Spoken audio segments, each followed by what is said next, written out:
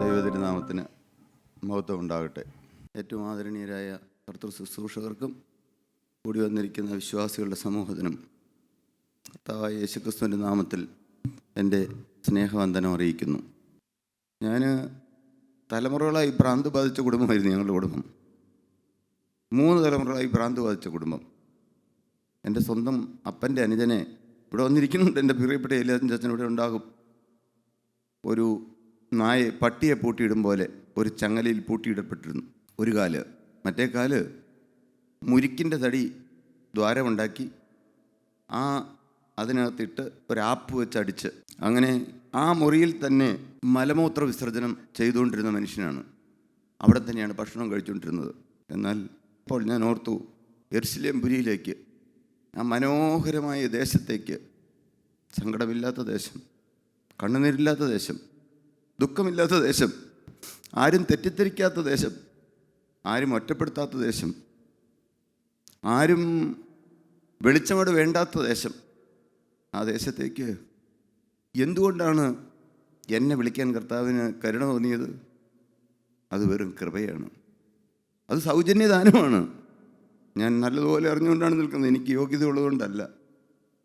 എനിക്കും പോരായ്മകളുള്ള മനുഷ്യനാണ്. സത്യമായും നടത്തുന്ന ഒരു ദൈവം. പാപം വെച്ചുകൊണ്ട് ദൈവത്തിൻ്റെ വേല ചെയ്യാൻ കഴിയില്ല. ദൈവം ദഹിപ്പിക്കുന്ന അഗ്നിയാണ്. തീയല്ലോ ഈ മദ്ബഹ, തീയതിനെ ചുറ്റിക്കൊള്ളുന്നു. ഞാൻ തികഞ്ഞവനായതുകൊണ്ടല്ല നിൽക്കുന്നത്. എനിക്കറിയാം എൻ്റെ പോരായ്മകൾ.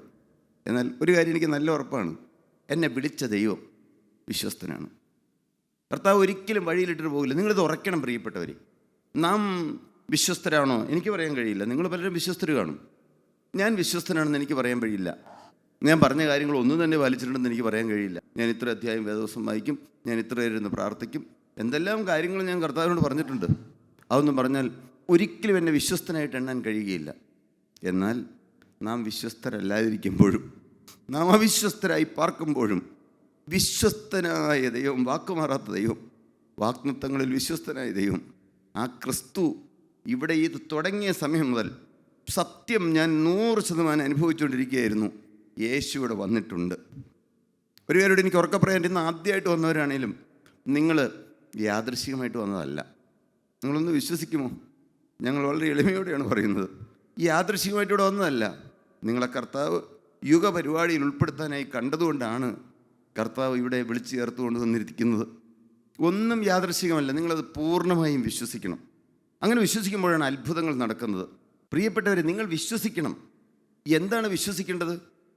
ആരെയാണ് വിശ്വസിക്കേണ്ടത്? യേശുക്രിസ്തുവിനെ വിശ്വസിക്കണം.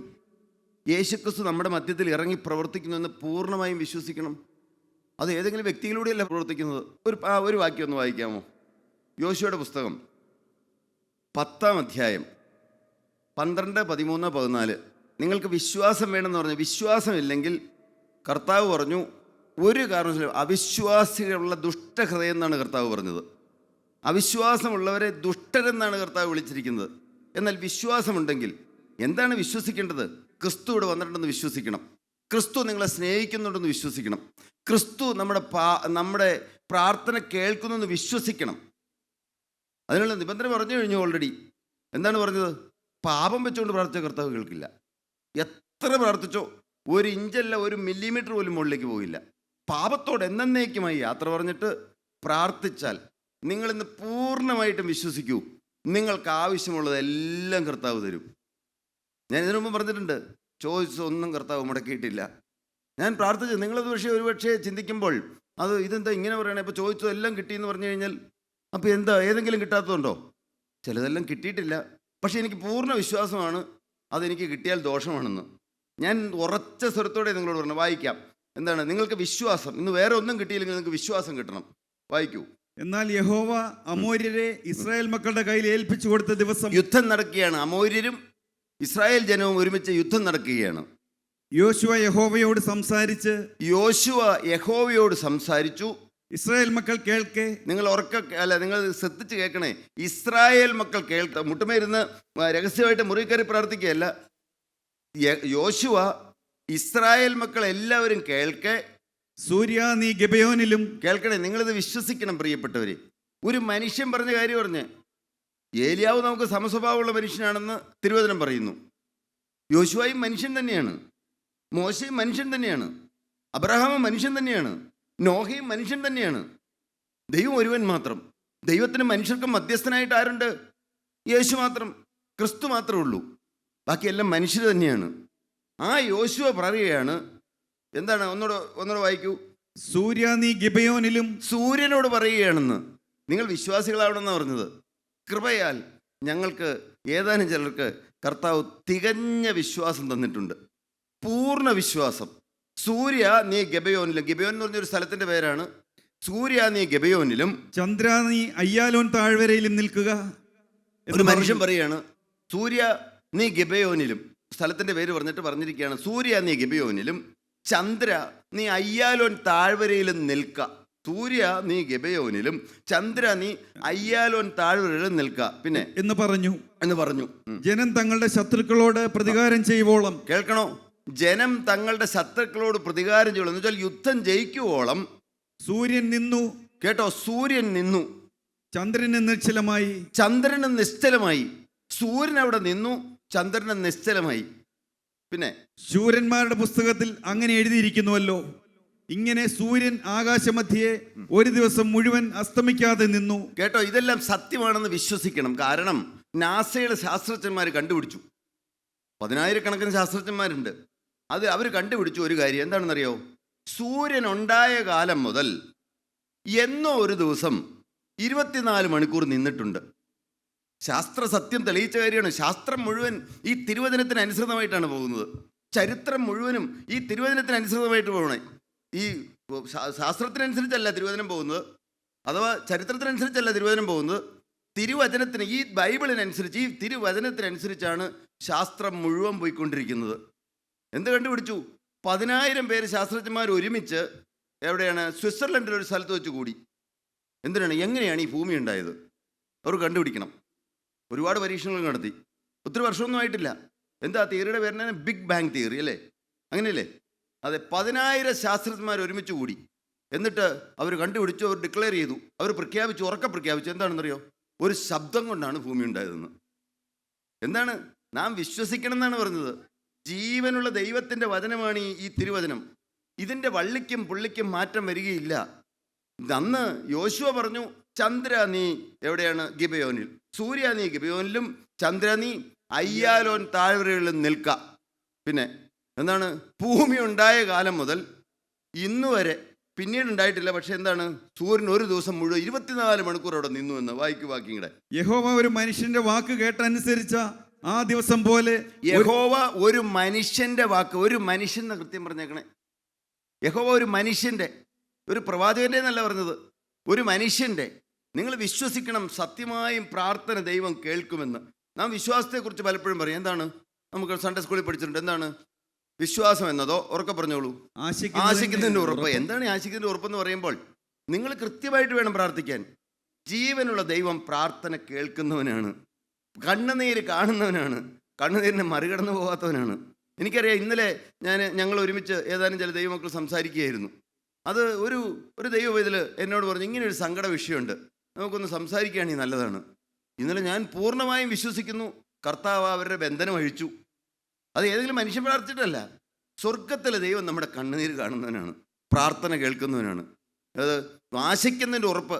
ഏതെങ്കിലും ഒരു കാര്യം നിങ്ങൾക്ക് പാസ്സാവണം. ഇപ്പം നിങ്ങൾക്ക് +2 ഇത്ര മാർക്ക് കിട്ടണം, അല്ലെങ്കിൽ എനിക്ക് ഫസ്റ്റ് ക്ലാസ് കിട്ടണം. അത് കിട്ടിക്കഴിഞ്ഞു എന്ന് വിചാരിച്ചുകൊണ്ട് നിങ്ങൾ അങ്ങനെ വേണം പ്രാർത്ഥിക്കാൻ. നിങ്ങൾക്കൊരു കുഞ്ഞുണ്ടാവണം. കുഞ്ഞില്ലാത്തവർ ആ കുഞ്ഞിനെ എടുത്ത് ഞാൻ മടിയിൽ വെച്ചുകൊണ്ടിരിക്കുന്നതായിട്ട് അങ്ങനെ കണ്ടുകൊണ്ട് വേണം പ്രാർത്ഥിക്കാൻ. നിങ്ങൾക്ക് മനസ്സിലായില്ലെന്ന് പറഞ്ഞു കഴിഞ്ഞാൽ എന്താണ് പറഞ്ഞതിൻ്റെ അർത്ഥം? അതാണ് തിരുവചനം പറയണത്. ഞാൻ പറഞ്ഞതല്ല. ദൈവത്തിൻ്റെ മാറ്റമില്ലാത്ത വചനം പറയുന്നു. എന്താണ്? ആശിക്കുന്നതിൻ്റെ ഉറപ്പ്. ആശിക്കുന്ന കാര്യം നടന്നു കഴിഞ്ഞു. എൻ്റെ മദ്യപാനം മാറണം. ഒരാൾ ആഗ്രഹം, ഞാൻ മദ്യപാനം ഇനി ഒരിക്കലും, എനിക്ക് മദ്യത്തോടൊരു വെറുപ്പ് കിട്ടണം. അതിനെന്ത് വേണം? കർത്താവ് എനിക്കത് സാധിപ്പിച്ച് തന്നു എന്ന് വിശ്വസിക്കണം. ഇല്ലാതെ നിങ്ങൾ എത്ര പ്രാർത്ഥിച്ചാലും ഒന്നും നടക്കുകയില്ല. ആശിക്കുന്നതിൻ്റെ ഉറപ്പ്, കാണാത്ത കാര്യങ്ങളുടെ നിശ്ചയം. പ്രിയപ്പെട്ടവരെ, 100 കാര്യങ്ങൾ പറയാനുണ്ട്. എന്താണ്? പ്രാർത്ഥന കേൾക്കുന്ന ദൈവം, മനുഷ്യൻ്റെ കണ്ണുനീരിനെ മറികടന്നു പോകാത്ത ദൈവം. ഇവിടെ ഒരു മനുഷ്യനും യാതൊരു പ്രസക്തിയുമില്ല. ഒരു മനുഷ്യനെ എന്തൊക്കെ കാണിച്ചു കഴിഞ്ഞാലും മനുഷ്യൻ എന്നും മനുഷ്യനാണ്. അതുകൊണ്ട് എന്ത് വേണം? കണ്ണുനീരോടെ പ്രാർത്ഥിക്കണം. മുട്ടുമടക്കി വീട്ടിലിരുന്ന് പ്രാർത്ഥിക്കണം. ഇവിടെ വരുമ്പോഴും പ്രാർത്ഥിക്കാം. ഇവിടെ വരുമ്പോൾ പ്രത്യേകിച്ച് വേറൊരു കാര്യമുണ്ട്. നമ്മളെല്ലാവരും പ്രാർത്ഥിക്കുകയല്ലേ? നമ്മൾ ദൈവമക്കൾ എല്ലാവരും ഒരുമിച്ച് കൂടിയിരിക്കുകയാണ്. പ്രാർത്ഥന കേൾക്കുന്ന ദൈവം. അത്ഭുതം നടക്കുന്നുണ്ട്. കർത്താവ് അന്ന് കുരുടനെ സൗഖ്യമാക്കി, അന്ന് മുടന്തർക്ക് സൗഖ്യം കിട്ടി, അന്ന് കുഷ്ഠരോഗിയെ സൗഖ്യമാക്കി, അന്ന് ഭൂതഗ്രസ്തൻ്റെ ഭൂതം മാറി, ഭൂതബാധ മാറി. ഒരു കാലത്ത് 43 വർഷം മുമ്പ് എൻ്റെ അപ്പൻ്റെ ഭൂതബാധ മാറി, എൻ്റെ അപ്പൻ്റെ ഭ്രാന്ത് മാറി, എന്നേക്കുമായി മാറി. മാറ്റിയത് സ്വർഗത്തിലെ ദൈവമാണ്. 85 വയസ്സിനോട് എടുക്കുകയാണ്. എൻ്റെ പ്രിയപ്പെട്ടവരെ, കണ്ണുനീര് കാണുന്ന ദൈവം. എൻ്റെ അമ്മ കണ്ണുനീരോടെ പ്രാർത്ഥിച്ചു. എൻ്റെ യേശുവേ. വേറെ ആരും പ്രാർത്ഥിച്ചില്ല കേട്ടോ, വേറെ ആരും പ്രാർത്ഥിച്ചില്ല. അന്ന് ഞങ്ങൾക്ക് അന്നത്തെ സുവിശേഷകനായ അദ്ദേഹത്തെ കാണാൻ അങ്ങനെ പറയാനോ ഒരു സാഹചര്യം ഉണ്ടായിരുന്നില്ല. എന്നാൽ നിങ്ങൾ ഇവിടെ ഇരുന്ന് പ്രാർത്ഥിക്കണം എന്നാണ് പറഞ്ഞത്.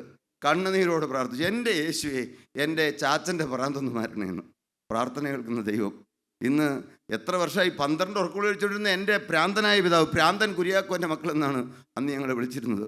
ഞാൻ എന്തുമാത്രം കരഞ്ഞിട്ടുണ്ട്, ഞാൻ എന്തുമാത്രം താഴേക്ക് നോക്കി നടന്നിട്ടുണ്ട്, ഞാൻ എത്ര നിരാശയോടെ ജീവിച്ചിട്ടുണ്ട്. ഒരിക്കലും ഒരു നല്ല ഭാവി എനിക്ക് കിട്ടുമെന്ന് ഞാൻ ചിന്തിച്ചിട്ടില്ല പ്രിയപ്പെട്ടവരെ. എന്നാൽ ഞാൻ അന്ന് സങ്കടപ്പെട്ട് ഭ്രാന്തൻ്റെ മകനെന്ന് വിളിക്കുമ്പോൾ ഞാൻ നിരാശപ്പെട്ട്, ഭ്രാന്തൻ കുര്യാക്കോൻ്റെ മകനെന്ന് വിളിക്കുമ്പോൾ ഞാൻ താഴേക്ക് നോക്കി നടന്നു. ഞാൻ ഏങ്ങലടിച്ച് കരഞ്ഞപ്പോൾ, അല്ല സ്കൂളിലെ സാറിന് പഠിക്കാൻ ബുദ്ധിയില്ലായിരുന്നുകൊണ്ട് 7 മാർക്ക് എനിക്ക് കണക്കിന് കിട്ടിയുള്ളൂ. എന്നെ പൊട്ടനെന്ന് വിളിക്കുമ്പോൾ ഞാൻ എന്നാൽ വീട്ടിലേക്ക് പോരാൻ 10 പൈസ മതി ബസ്സിന് കൊടുക്കാൻ, പ്രൈവറ്റ് ബസ്സിന് കൊടുക്കാൻ. അതെനിക്കില്ലാതപ്പോൾ ഞാൻ നടന്നു പോരുമ്പോൾ 5-6 കിലോമീറ്റർ 6-7 കിലോമീറ്റർ ദൂരമുണ്ട്. നടന്നു പോരുമ്പോൾ അന്ന് ഞാൻ സങ്കടപ്പെട്ട് കരഞ്ഞിട്ടുണ്ട്. ഞാനിന്ന് കരയുമ്പോൾ എൻ്റെ കണ്ണുനീര് ഭൂമിയിൽ ആരും കാണരുതെന്ന് കരുതി ഞാനിങ്ങനെ കണ്ണ് പൊത്തിപ്പിടിച്ചുകൊണ്ട് നടന്ന വഴികൾ ഞാൻ ഓർക്കുന്നുണ്ട് പ്രിയപ്പെട്ടവരെ. അന്ന് ഭൂമിയിൽ ആരും കാണരുതെന്ന് ഞാൻ ആഗ്രഹിച്ചു. എന്നാൽ കണ്ണുനീര് കാണുന്ന ഒരു ദൈവമുണ്ട്, പ്രാർത്ഥന കേൾക്കുന്ന ഒരു ദൈവമുണ്ട്. ആ ദൈവം മരിച്ച് മൺമറഞ്ഞു പോയിട്ടില്ല. നിങ്ങളൊന്ന് വിശ്വസിക്കൂ പ്രിയപ്പെട്ടവര്. എൻ്റെ യേശുവിന് അസാധ്യമായ ഒരു രോഗവുമായിട്ട് നിങ്ങളിവിടെ വന്നിട്ടില്ല. സുഖപ്പെടുത്താൻ അസാധ്യമായ ഒരു രോഗവുമായിട്ട് ഇവിടെ വന്നിട്ടില്ല. ഭൂമിയിലെ മനുഷ്യരാരും അല്ല സുഖപ്പെടുത്തുന്നത്. അത് നിങ്ങൾ ഒരിക്കലും ധരിക്കരുത്. അതുകൊണ്ടാണ് ഞങ്ങൾ എന്നും പറയുന്നത്, വിശ്വാസത്തിൻ്റെ നായകനെന്ന് ഉറക്കെ പറയാവോ? വിശ്വാസത്തിൻ്റെ നായകനും പൂർത്തി വരുത്തുന്നതുമായ ഒരേ ഒരുവൻ മാത്രമുള്ളത് യേശുവാണ്. നിങ്ങൾ യേശുവിനെ നോക്കൂ, യേശുവിനെ മാത്രം നോക്കൂ, യേശുവിനെ മാത്രം നോക്കൂ, ശ്രദ്ധിച്ചു നോക്കൂ. നിങ്ങളുടെ ഏത് കാര്യത്തിനും പരിഹാരമുണ്ട്. പരിഹാരം തരുന്നൊരു ദൈവം. ഈ നല്ല ദൈവത്തെ അനുഭവിക്കുവാൻ എനിക്ക് ഭാഗ്യം കിട്ടി. ഞാനൊരു ഭാഗ്യവാനായി നിങ്ങളുടെ മുമ്പിൽ നിൽക്കുകയാണ്. ഞാനൊരു ധർമ്മക്കാരനെ പോലെ ജീവിക്കേണ്ടവനായിരുന്നു. ഞാനൊരു യാചകനെ പോലെ നടക്കേണ്ടവനായിരുന്നു.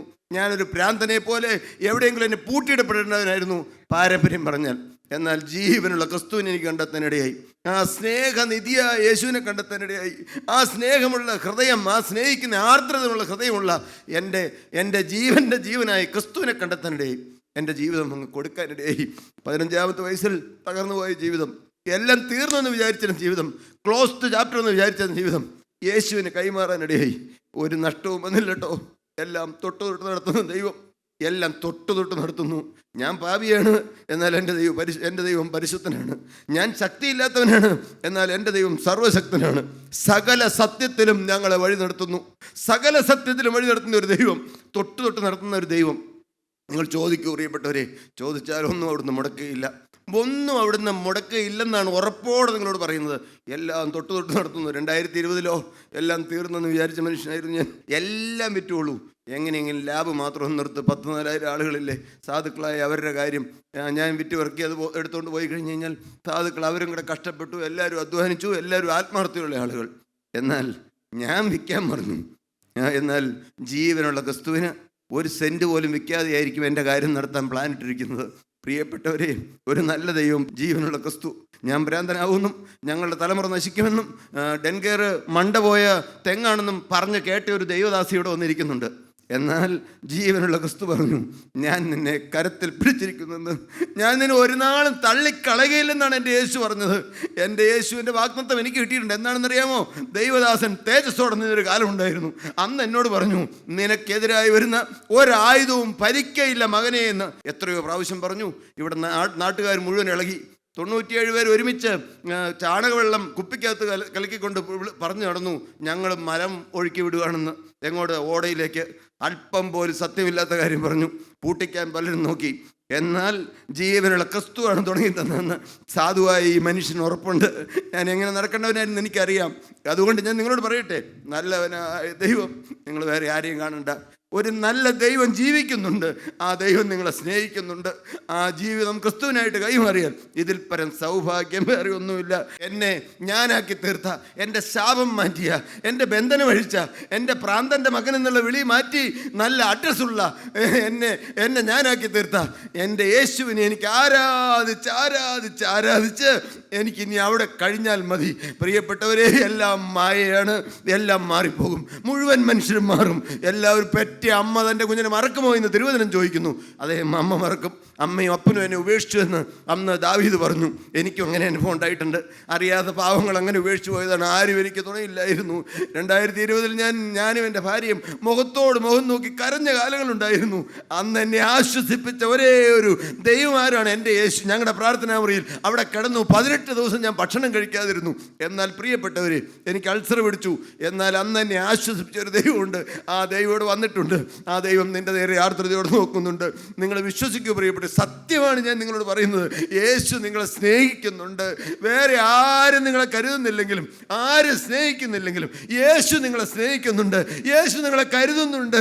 ആ യേശുവിനായി ജീവിതം കൊടുക്കാമോ? മുഴുവനും വിട്ടുകൊടുക്കണം. 99% കൊടുത്താൽ സ്വീകരിക്കുകയില്ല. യേശുവിനായി ജീവിതം കൊടുക്കാൻ മനസ്സുണ്ടോ? പാപത്തോട് യാത്ര പറയാൻ മനസ്സുണ്ടോ? ഇന്ന് ജീവന്റെ പുസ്തകം തുറന്നു പിടിച്ചുകൊണ്ട് മാലാഖമാരോട് വന്നിട്ടുണ്ട്. നിങ്ങൾ എത്ര പേര് വിശ്വസിക്കുന്നുണ്ട്? ജീവന്റെ പുസ്തകം ഇങ്ങനെ തുറന്നു പിടിച്ചുകൊണ്ട് മാലാഖമാർ വന്നിട്ടുണ്ട്.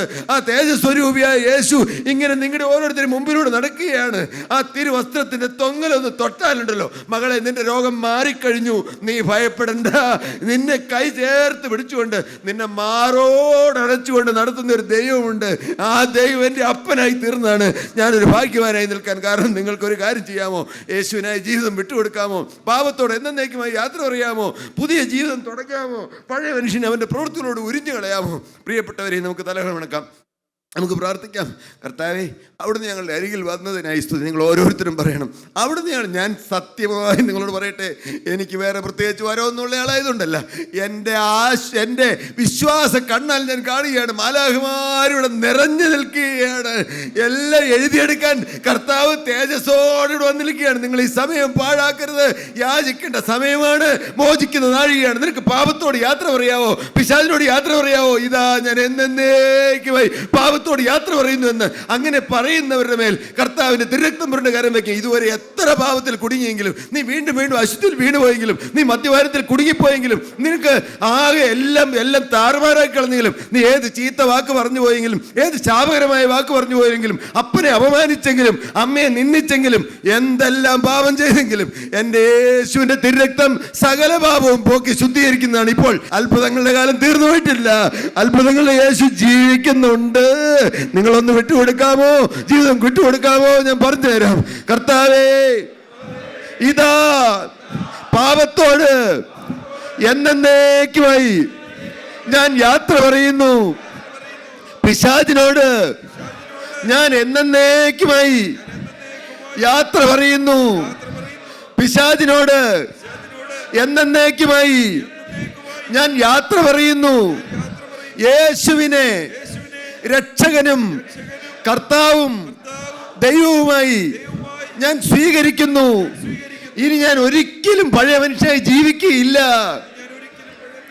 യേശുവിനെ ധരിച്ചുകൊണ്ട് പഴയ മനുഷ്യനെ അവന്റെ പ്രവൃത്തികളോടുകൂടെ ഉരിഞ്ഞു കളഞ്ഞ് പുതിയ മനുഷ്യനായി ജീവിക്കും.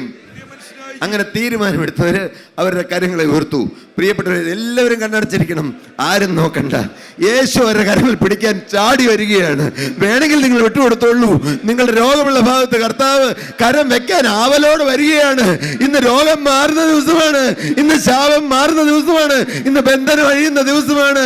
ഇന്ന് ചങ്ങലകൾ പൊട്ടുന്ന ദിവസമാണ്. പൊട്ടിക്കുന്നത് യേശുവാണ്. മനുഷ്യർക്കാർക്കും പൊട്ടിക്കാൻ കഴിയില്ല. കർത്താവേ, ഞങ്ങളോട് എല്ലാവരുടെയും കരുത്തിൽ പിടിക്കണമേ.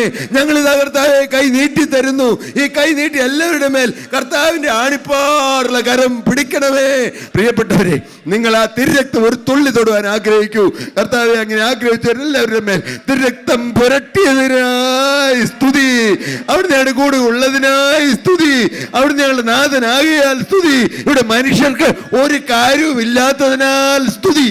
ഏലിയാവിന്റെ ദൈവം ഇന്നും ജീവിക്കുന്നതിനാൽ സ്തുതി. എല്ലാം ഞങ്ങൾക്ക് വേണ്ടി ജീവൻ വെച്ച അരുമനാഥനായ, ഞങ്ങളുടെ ജീവനായ, ഞങ്ങൾക്ക് വേണ്ടി മുഴുവനും എല്ലാം രക്തം ഊറ്റിത്തന്ന അവസാനം വെള്ളവും വീഴ്ചവനായ ജീവനുള്ള ക്രിസ്തുവിന്റെ നാമത്തിൽ പ്രാർത്ഥിക്കുന്നു. കേൾക്കണമേ. ആമീൻ.